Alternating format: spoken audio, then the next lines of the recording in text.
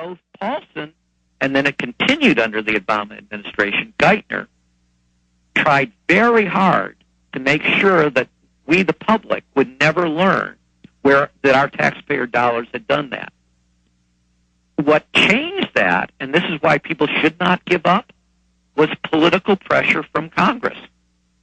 And political pressure not on the administration, which was, let it roll off its back like a duck, but political pressure on AIG. And here's what the mantra was: not a penny more. Not a penny more of taxpayer money goes to AIG until we know how the money has been used. And that's pressure on AIG is the only reason we know about the Goldman bailout, or that the fact that $50 billion roughly of U.S. taxpayer money went to bail out foreign banks. Foreign banks. Why would we do that? Including UBS, a massive Swiss bank that at the same time we were bailing them out secretly with $5 billion, the U.S. government tells us that UBS was involved in defrauding the taxpayers of America. We hit them with a huge fine, it's a settlement of $780 million. But you do the math. If we gave them $5 billion and they paid us $780 million, who really paid the fine? The U.S. taxpayers really paid that fine. Yeah, we're paying them to steal from us, and you've got Bloomberg's reporting $12.8 trillion committed, and that's almost the gross domestic product of the country. Am I right in saying this is the biggest fraud in history? Oh, easily. And that's why I think our mantra should be not a penny more until we have a Pecora investigation started. Pecora was the guy, experienced prosecutor that we brought in the Great Depression to say, find out the facts. And the Wall Street fat cats hated him, detested him, fought him every step of the way. But he found the facts. He found the widespread fraud, and it led to many of the statutory changes that for 50 years worked so successfully in America until Wall Street, finally got enough political juice to get rid of the laws in right near the end of the Clinton administration. Now, on record, it was the Clinton people with the Republicans in tandem in the 90s that gutted most of this, and then George W. Bush was a happy participant in the run-up to what we see now. Can you speak specifically to that? And in your own words, is this not a complete hijacking of our entire economy by Wall Street? Well, yes, I can speak to that directly, and yes, it was at they were at the beck and call of the industry. The laws passed by overwhelming margins, but this was very much a Reuben Summers and Phil Graham working together special to get rid of Glass-Steagall. And then the shutting down of Brooksley Born when she was trying to regulate these credit default swaps that destroyed AIG. That, again, was Summers and Phil Graham working together and this is so bizarre. They not only passed a law that stopped her particular proposed regulation, the law said you can't regulate to protect the taxpayers at all. So they are legislating protection of crime. For people that don't understand, can you explain what toxic...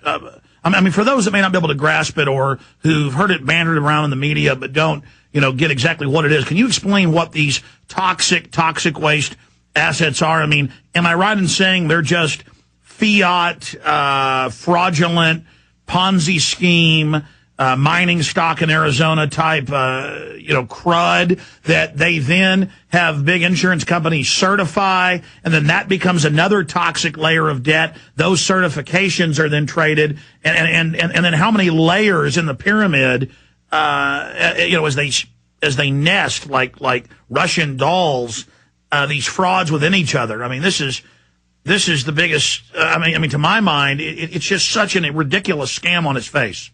Well, you're right that it's layered. It isn't typically mining stock, fake mining stock. It was typically what we call subprime or liar's loans was what we call the underlying.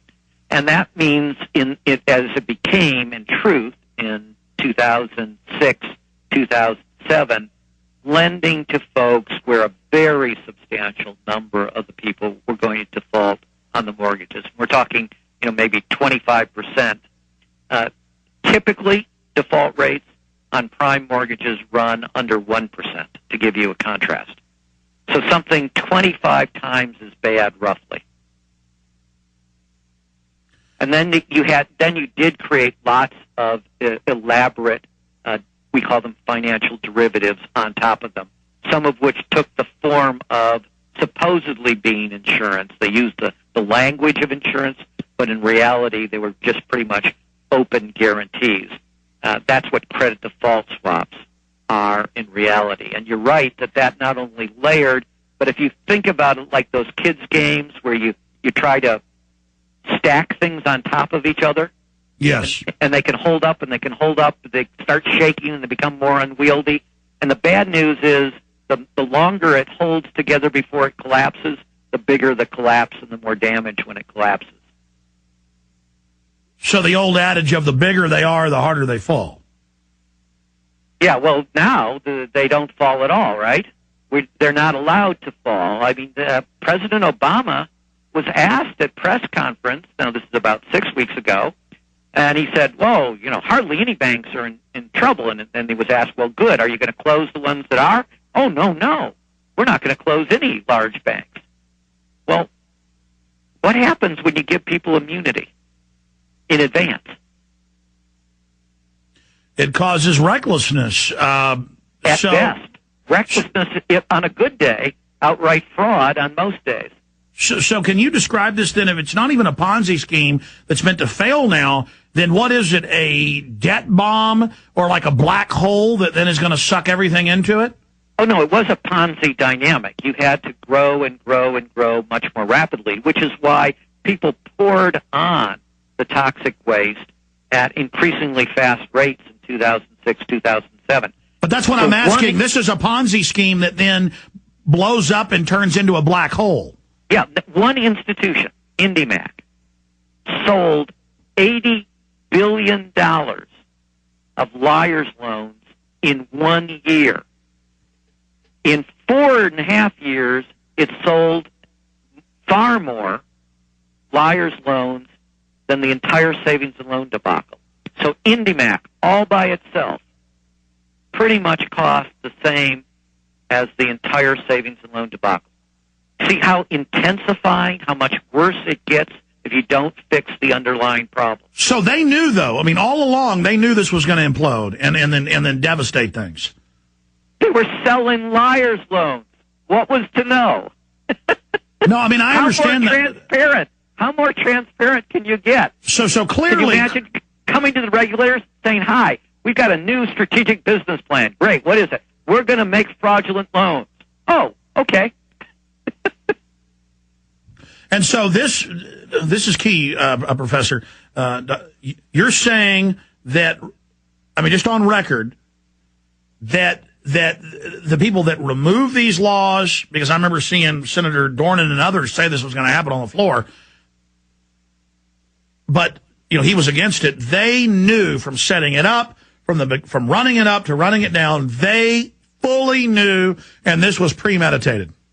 No, I'm not saying that. I don't know that Congress knows. I'm telling you that in the trade, everybody knew that if you made something called a liar's loan, it was because they were frauds overwhelmingly, and that it was going to produce a disaster. Now, Congress, of course, is paid not to know, right?